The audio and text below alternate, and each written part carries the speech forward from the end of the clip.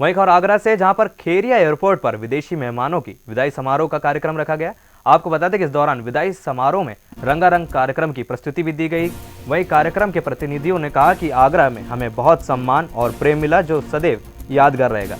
तो आपको बता दें कि बीते 3 दिनों से G20 का कार्यक्रम आगरा में चल रहा था, जिसके चलते अलग अलग देशों के प्रतिनिधि आगरा आए हुए थे। आपको बता दें कि इस दौरान कार्यक्रम का शुभारंभ प्रधानमंत्री मोदी ने किया था और दूसरी तरफ कार्यक्रम का समापन राष्ट्रपति द्रौपदी मुर्मू द्वारा किया गया था। वहीं आगरा के खेरिया एयरपोर्ट में रंगारंग और सांस्कृतिक कार्यक्रम के साथ ही विदेशी प्रतिनिधियों को विदाई दी गई। आपको बता दें इस दौरान प्रतिनिधियों ने कहा है कि आगरा में हमें बहुत सम्मान और प्रेम मिला है, जो हमें सदैव याद रहेगा।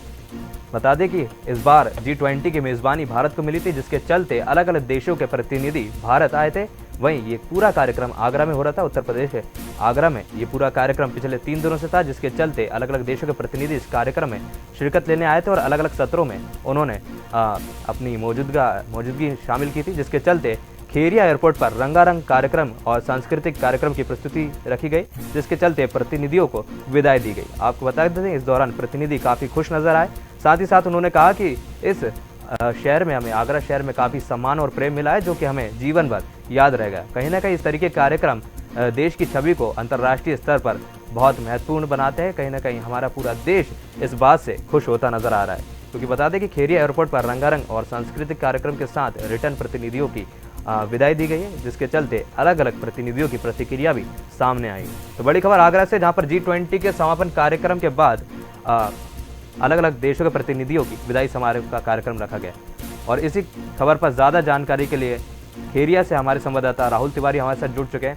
राहुल, जिस तरीके से पूरा ये कार्यक्रम चला, कहीं ना कहीं अलग अलग देशों के प्रतिनिधि, सीधे तौर पर कई ऐसे प्रतिनिधि भी थे जो पहली बार भारत आए थे और भारत की संस्कृति की और कह सकते हैं कि जो यहाँ का ट्रेडिशन है उससे मिलने का उनका मौका मिला।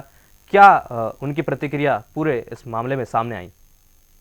देखिए, मैं आपको बता दूं कि आगरा में G20 कार्यक्रम में जो 20 देशों से जो विदेशी और पर्यटक आए हुए थे यहाँ पर, उन्होंने आज उनकी भावुक विदाई की गई है एयरपोर्ट पर।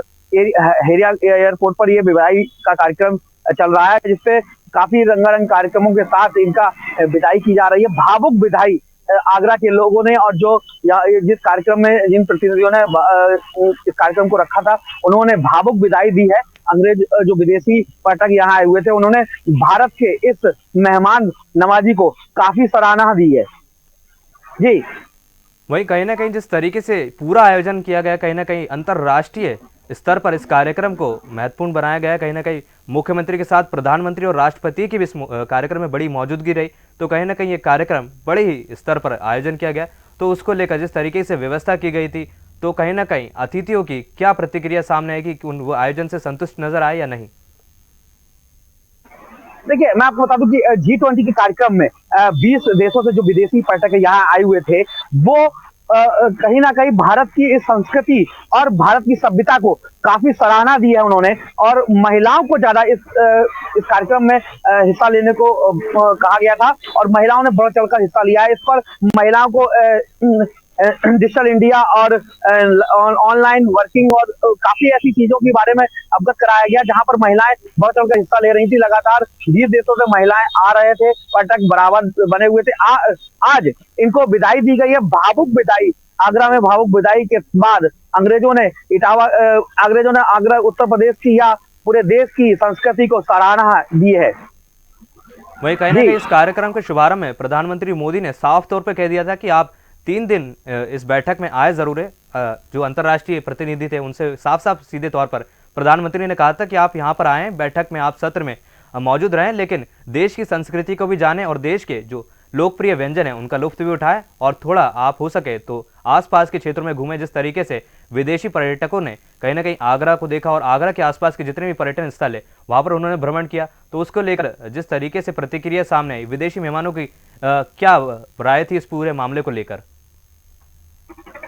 देखिए, विदेशी पर्यटकों ने आगरा के ताजमहल को देखा और आगरा के किला देखा। ताजमहल एक भव्य है और काफी प्रसिद्ध भी है पूरे वर्ल्ड में। वर्ल्ड के जो पर्यटक 20 देशों के जो पर्यटक विदेशी मेहमान यहाँ आए हुए थे, उन्होंने भारतीय संस्कृति का जो भी भारतीय संस्कृति को बहुत ही सराहना दी है और यहाँ के जो अलग अलग व्यंजन बने थे उनका भी स्वाद चखा और उन्होंने काफी हद तक भारतीय संस्कृति को काफी सराहना देते हुए बहुत ही उच्च स्तर पर भारत को बढ़ाने के लिए, आगे आने के लिए बहुत तेजी से सहयोग के लिए हाँ भी करके गए।